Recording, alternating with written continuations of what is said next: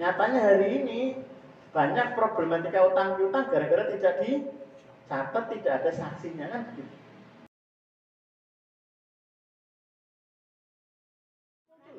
Iya. Makanya istri suami itu harus sering memuji sama pasangannya itu biar dia merasa apalagi pujiannya proporsional. Soalnya kalau pujian tidak proporsional itu menyakitkan. Wong lemu dianggap gering itu kan jengkel malah. Itu maksudnya apa nih Pak? Jadi gitu ya Bapak sekalian dirahmati Allah Subhanahu wa taala. Kalau nanti kedarung ini jenengan sudah terjadi, sudah nikah, sudah ada prahara, maka apa yang harus dilakukan? Tadi ceritanya ekonomi. Ya ekonomi kita harus merujuk kembali. Bagaimana kemudian konsepnya Islam mencari ekonomi itu seperti apa? Mencari rezeki itu seperti apa? Kalau konsep rezekinya halal dan thayyib berarti sudah selesai di situ. Kalau utang piutang seperti apa? Bukankah salah satu ayat yang paling panjang itu ya tentang nyatet utang piutang. Benar apa tidak? Benar ya? Karena satu lembar sendiri nih. Itu ayat tentang bagaimana utang piutang itu dicatat. Nyatanya hari ini banyak problematika utang piutang gara-gara tidak dicatat, tidak ada saksinya kan begitu. Masalah warisan, ya ini kan masalah-masalah ekonomi juga, problematika keluarga, benar tak? Kalau bahkan sampai akhirnya memandang syariat itu nggak benar.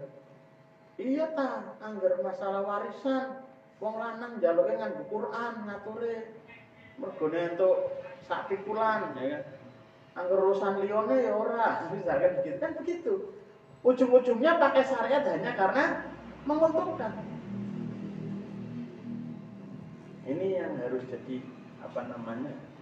Jadi bagaimana supaya tidak terjadi prahara di rumah tangga? Kita sepakati dulu aturan mainnya dalam keluarga kita. Apa aturan mainnya? Kalau ada masalah kita mau bertanya kepada siapa? Kalau ada masalah kita pakainya apa? Yang untuk menjadi penengah. Kalau aturan sepakat Pak, Bapak Ibu, bun, pokoknya nggak ada masalah. Pokoknya karena nyatanya wong urip, kadang yang ada masalah ya kan. Yo, digolek ilmu ini dhisik. Bener apa enggak? Orang runang ngerti runang? Runang itu sing seru menang.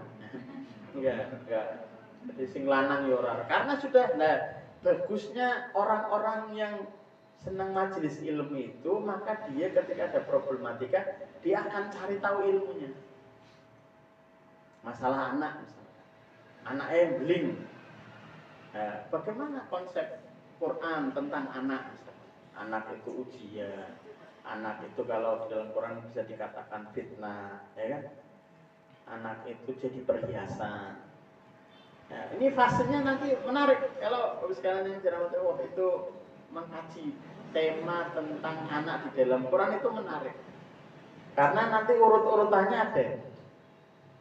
Nah, anak itu yang pertama itu korotayu, pandang nyenengke. Cilik ya si bayi kan nyenengke.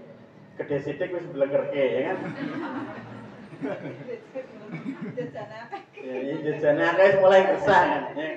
Gitu. Tapi di satu sisi Allah sampaikan anak itu perhiasan. Apa itu perhiasan itu tabiatnya diapake Pak perhiasan disimpan apa dipamer-pamer ke? Pajang dipamer-pamer ke bener. Ya kan? Dan kalungnya gelengen ngene yo kok garing jebut wiro tuh banter nih. Ya, anak kan begitu. Anaknya aku loh. Juara siji. Anaknya sampean berapa? Tapi itu Quran begitu.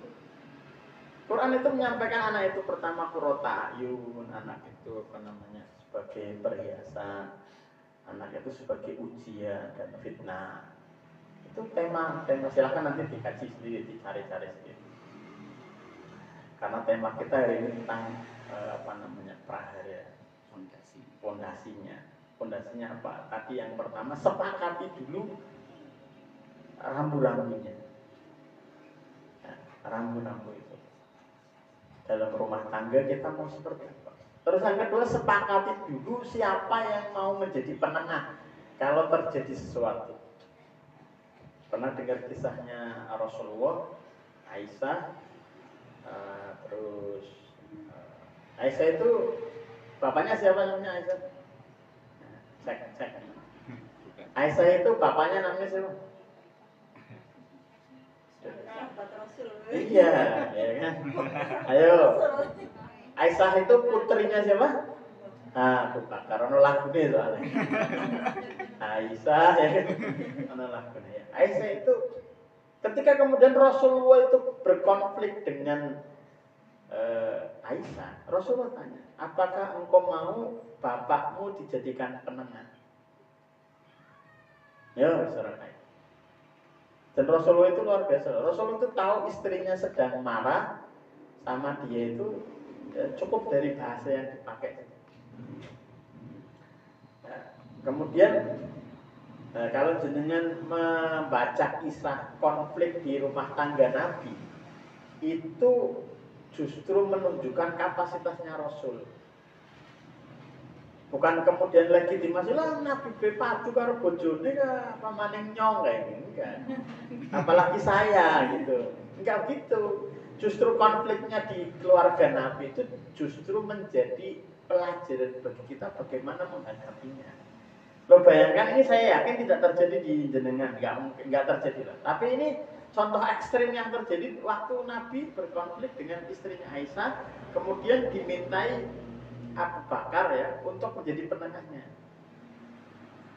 Nah, jadi kemudian Rasulullah menawarkan, apa kamu mau Abu Bakar menjadi penengah bagi kita? Ya. Rasulullah kemudian menceritakan masalahnya apa. Aisyah ngomong bahasa kaman, ngomongnya sih jujur. Itu Aisyah ngomong sama Nabi loh. Kira-kira sahabat Rasul Abu Bakar jengkel apa enggak? Jengkel, langsung ditempel wong itu anaknya. Kowe kok ora sopan temen karo Kanjeng Nabi dipukul. Yang menghalau siapa? Rasulullah. Kamu didatangkan ke sini bukan untuk memukul, tapi menjadikan solusi. Rasulullah belani ya. Karena memang ya ini menjadi mediator itu kan gak gampang. Benar enggak? Siapapun itu kalau menjadi mediator gak gampang. Ini kisah nyata di dalam sirah. Apalagi Rasulullah istrinya berapa istrinya Rasul? Nah, sampai kelalen. Nah,